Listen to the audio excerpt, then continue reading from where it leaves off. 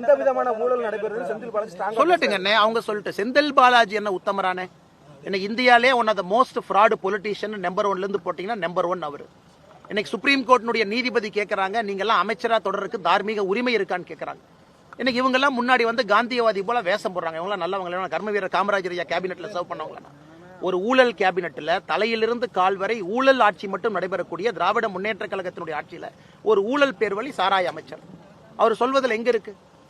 அந்த charge sheet போட்டு பாருங்க. சுப்ரீம் கோர்ட் 1.5 வருஷம் ஜெயிலில் இருந்தவர் டிரான்ஸ்போர்ட் ஸ்கேம்ல எத்தனை முறை பெயில் டினை ஆச்சு. ஒரு முறையும் சுப்ரீம் கோர்ட் என்ன சொன்னாங்க? அதனால இவர் சொல்வதெல்லாம் நாம் இன்னைக்கு ஒரு சத்திய வாக்கு வேத வாக்கு எடுத்துக்கிட்டாங்கன்னா அப்புறம் சத்தியத்துக்கும் நேர்மைக்கும் என்னங்க நான் நம்பிக்கை? நான் சொல்வது முதலமைச்சர் சம்பந்தப்பட்டிருக்கிறாங்க.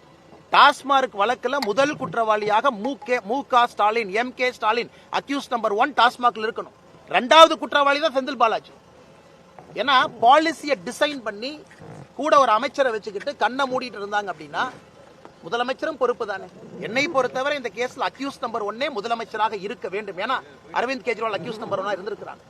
தமிழ்நாட்டிலும் இடி தன்னுடைய முழு அறிக்கையை தாக்கல் செய்து முடிக்கும் பொழுது முதலமைச்சர் அக்யூஸ் நம்பர் 1 இருப்பார் என்பது என்னுடைய ஆணித்தரமான நம்பிக்கை.